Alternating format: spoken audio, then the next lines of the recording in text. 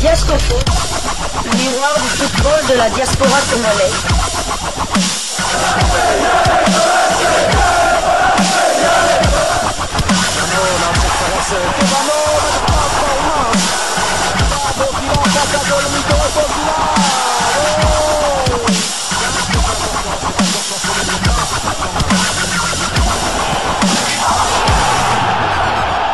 Diascofoot, le miroir du football de la diaspora congolaise. Vous êtes sur Diascofoot, le miroir du football de la diaspora congolaise. Diascofoot vous dit bonjour, tout le plaisir est pour nous de vous retrouver, mais surtout de savoir que vous êtes nombreux en train de suivre votre chaîne YouTube dédiée uniquement aux footballeurs de la diaspora congolaise. C'est l'heure de partager avec vous quelques news que nous avons pu récolter pour vous. Des news concernant certains de nos internationaux ou des binationaux qui se sont illustrés dans leurs clubs respectifs. Et cela dans le cadre de cette 4e livraison sportive de ce vendredi 15 novembre 2024. Une livraison qui nous conduit du côté de l'Angleterre, mais en Italie également, 2 pays où des léopards congolais, des léopards de Sébastien Desabre auraient de la cote.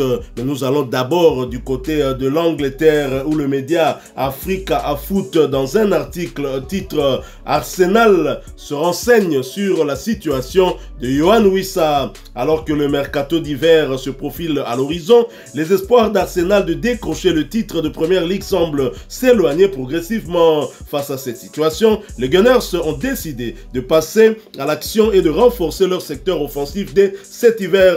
Selon nos informations de Football Transfert, les dirigeants d'Arsenal ont déjà ciblé plusieurs attaquants évoluant en Première Ligue.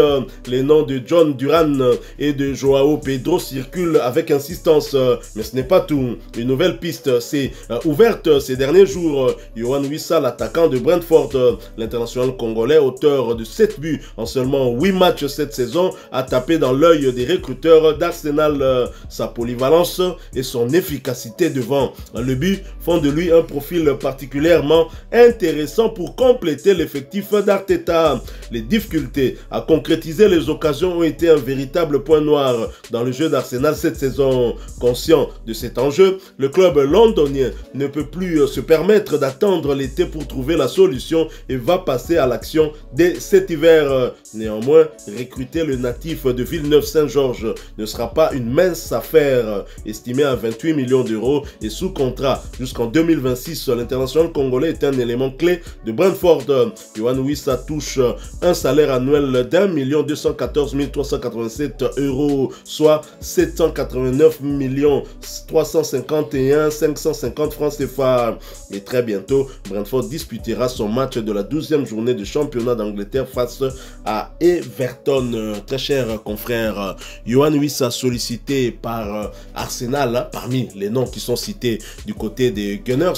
Vous l'avez toujours dit, vous avez toujours souhaité à Yohan Wissa de monter d'un cran, de franchir un autre palier, lui qui a prouvé depuis qu'il est arrivé dans cette équipe de Brentford qu'on pouvait compter sur lui. Et d'ailleurs, son entraîneur compte véritablement sur lui. Inscrire 7 buts en 8 matchs, je pense qu'il est bien parti pour battre son propre record, lui qui a déjà égalé celui de Lomana Loa sur toutes les saisons où il a évolué du côté de la Première Ligue.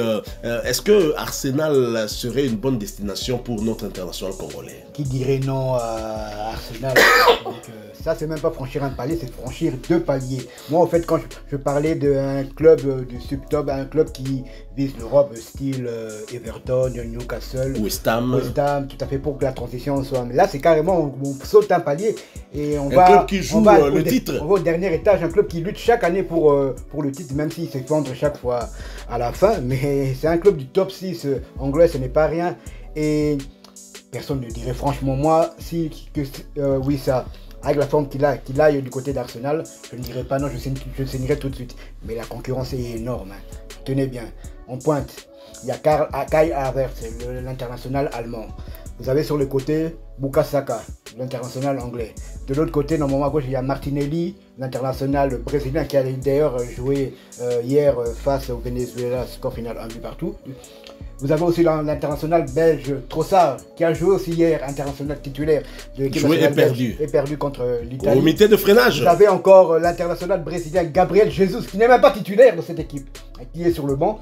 Et vous avez Raheem Sterling, qui est l'ancien joueur de Chelsea, de Manchester City et de Liverpool, et qui fait de la figuration.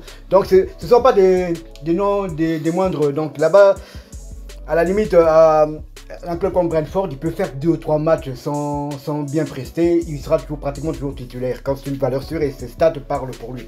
Mais un club comme Arsenal, ça serait vraiment, il devrait encore élever son niveau. Mais avec la forme qu'il a, si Arsenal vient toquer à la porte et que les 3 parties sont d'accord, pour moi je signe tout de suite. Même si il risquerait en tout cas de mettre à mal son temps de jeu.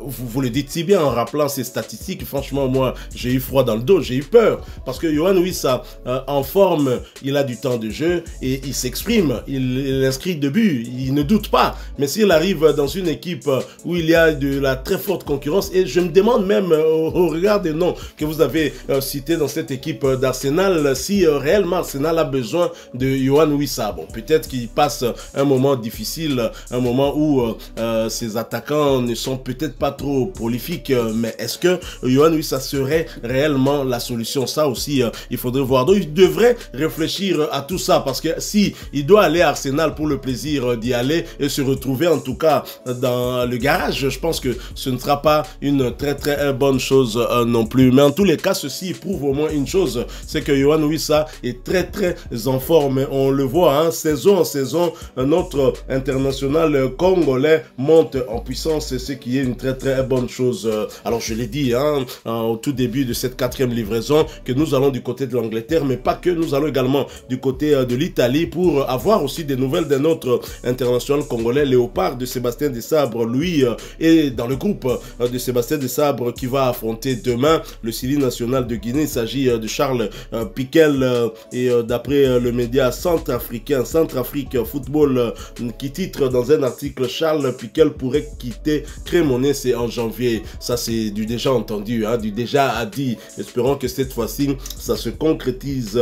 Le joueur congolais Charles Piquel a débarqué à l'US Cremonese l'été 2022 en provenance de Famalicão, alors que son contrat avec le club italien court jusqu'en juin 2026. Le milieu défensif pourrait quitter l'équipe lors du mercato hivernal, d'après les informations relayées par Africa Foot.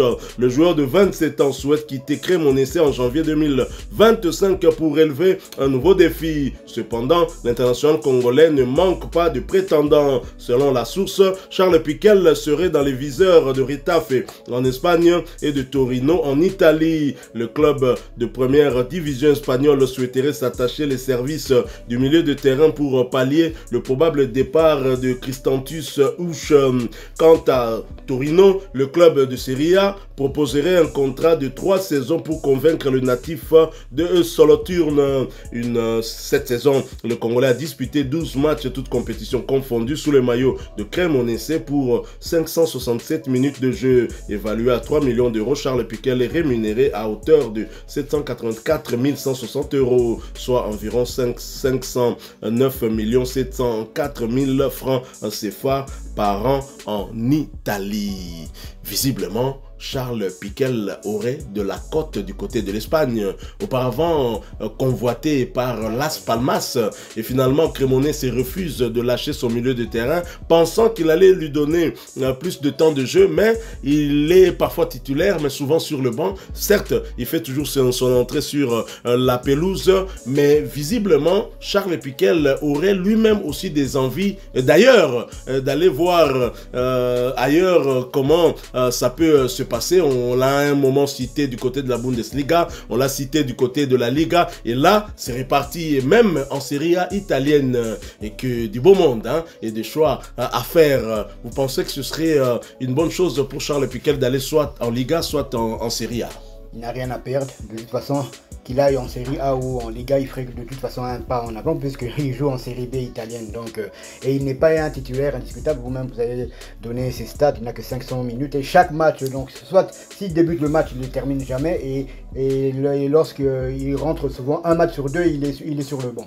Donc moi personnellement, il n'a rien à perdre. S'il y a un club qui met l'argent sur la table en hiver, lors du mercato d'hiver, il aille. Et pourquoi pas au Torino. Au Torino, il sera bien accueilli par un autre international congolais qui est sur une voie de garage, mais qui est toujours joueur de Torino. Il s'agit de Bryan Bayeye, qu'on avait vu lors de la dernière CAN, surtout lors du match entre la RDC et l'Afrique du Sud. Donc moi, oui, je suis pour qu'il parte, même d'ici janvier, parce que de toute façon, à Cremonese, là, il n'est pas titulaire indiscutable. Tout à fait. Piquet a connu la Série A? Non. Hein? Il a trouvé Cremonese en Série A, toujours Série B. En tout cas, je ne pense pas. En tout cas, je vais me renseigner, mais je ne crois pas. Serie A ou Liga, ce sont deux championnats de très bon niveau, même si la Liga est un cran au-dessus, hein, surtout ces dernières années. En tous les cas, pour l'instant, le joueur reste concentré dans la tanière. Tout à fait, mais s'il signe en Liga, s'il signe en Série A, donc on aura un international congolais dans les 5 plus grands championnats européens. Donc, en France, on aura... Bon, c'est vrai qu'il y a Berto, il y a Mbemba, il y a Batubinsika. En Italie, nous aurons... c'est vrai qu'il y a Bryan Bayeye, mais il est sur une voie de garage. On aura Charles Piquel s'il signe. En Espagne, nous avons Cédric Bakambu. En Bundesliga, nous avons Samuel Essende. Et en Angleterre, nous avons Yohan Wissa. Donc, ça serait vraiment parfait. Léopard, il y a des sabres. Voilà, nous sommes arrivés à la fin de cette 4e livraison sportive de ce vendredi 15 novembre 2024. Si vous l'avez aimé, laissez-nous un maximum de j'aime. Merci de partager avec nous en commentaire votre point de vue. Abonnez-vous sur cette chaîne Diasco Foot parce que nous sommes le miroir du football de la diaspora congolaise. N'oubliez pas d'activer la petite cloche de notification histoire de ne plus rien manquer des prochains sujets que nous allons vous proposer encore une fois. Merci à vous, avec espoir de vous retrouver bientôt dans un autre sujet d'actualité. En attendant, portez-vous bien. Diasco Foot vous dit au revoir.